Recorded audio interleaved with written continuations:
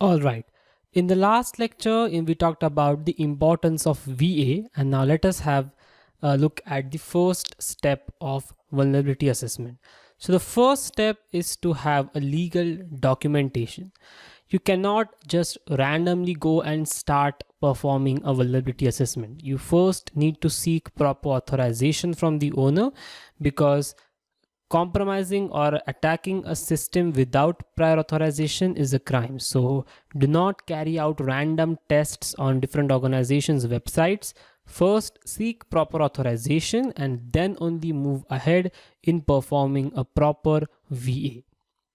The next step, that is the second step, is to identify the scope.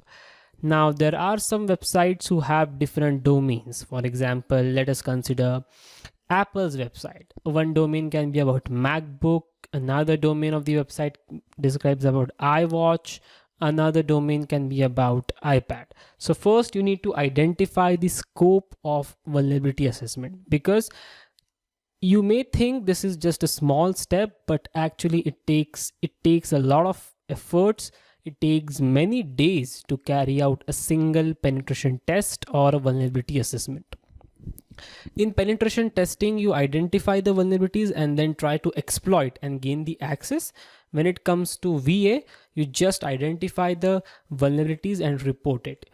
So you have to first get yourselves clear with the scope. If the owner says no, you cannot scan domain 3 and domain 4, then you should not go for it. Okay, so you first must decide the scope of the assessment. The next is information assessment. Those who are very experienced when it comes to ethical hacking or VAPT always find out the information related to the scope. You cannot just start using random tools and then carry out a test. Those are script kiddies who just use the tools and start performing assessment. You first have to find out the proper knowledge when it comes to information assessment. So if you're trying to ask a girl or a boy for a date, you first find out the information, right? Where he or she lives, what is his or her favorite color, favorite food, right? You don't just ask the person on a date. So you first find out the information. No offense to people, I was just trying to give an analogy for you. Okay, the fourth step is vulnerability assessment. After you have decided the scope, after you have find out the information, now is the time to perform a proper vulnerability assessment in which you identify the different vulnerabilities. The fifth is penetration testing. As I said, when you are done with VA, you have to check whether those bugs really exist or not. Now, when it comes to a proper professional vulnerability assessment, it is not possible to do the entire VA manually. Okay, so you use automated tools like Nessus, Acunetics, OWASP, Zap Proxy, Burpsuit tools. So all these tools are automated vulnerability scanners which scan the website automatically and then give you the vulnerabilities. All right, but again, it is your job to test whether the vulnerabilities are present or not. So in that way, penetration testing comes into picture, where the attacker or where the hacker, the ethical hacker specifically, manually checks for each and every vulnerability present on the system. The sixth is gaining access. Now that you have got the information, you have exploited the bugs, it's time to gain the access. So gaining access is very important, because if you are able to gain access, then there is point in reporting that vulnerability. So if you're getting any access, whether it is an admin level access or executive level access, you have to gain the access. Next is privilege escalation. Now let's say you are an attacker, you are an ethical hacker, and you are not a signed in member of the website, educational website. Let's say xyz.com is an educational website, and you are an external pen tester hired to test the website. You don't have an account on the website, but now that you have performed a penetration test, you're able to get the access of a student who has enrolled in some courses.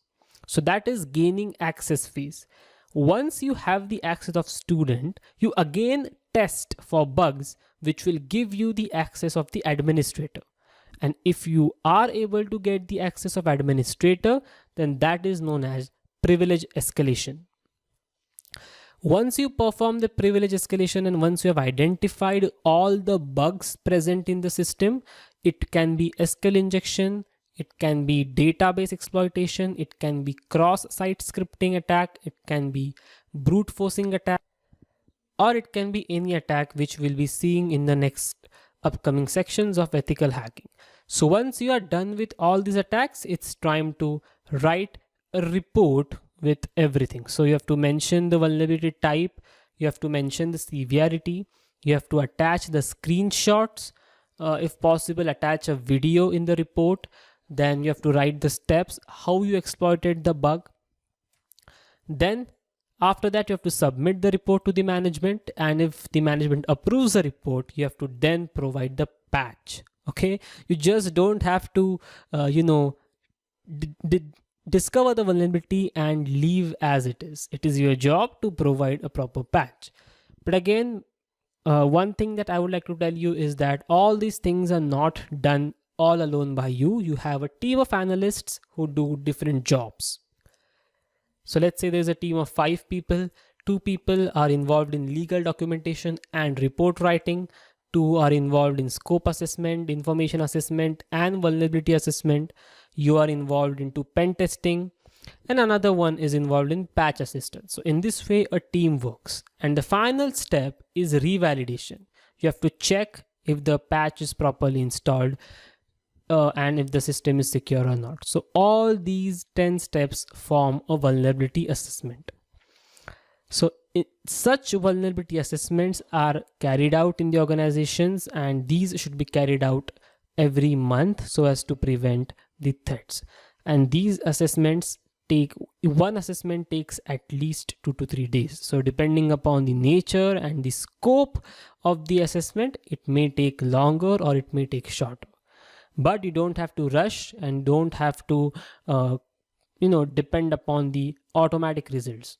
And that is why it is important to have a team of people who can work together. For example, let us say you have a member who doesn't like to code and who doesn't like to hack into systems. So what he can do is he can deal with legal documentation, scope assessment, and report generation.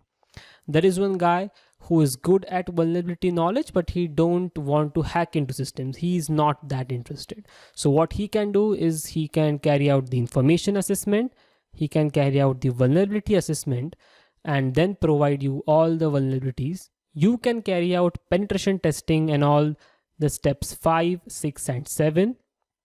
8 is already being done by the first guy. And 9th step, patch assistant, is done by the one who has a good knowledge of programming skills and who knows how to patch the vulnerabilities. And again, 10th can be done by you. In this way, a team effort is required to carry out an effective penetration test. All right, these were the 10 steps for an effective vulnerability assessment. If you still have any doubts, please feel free to ask us in the Q&A section.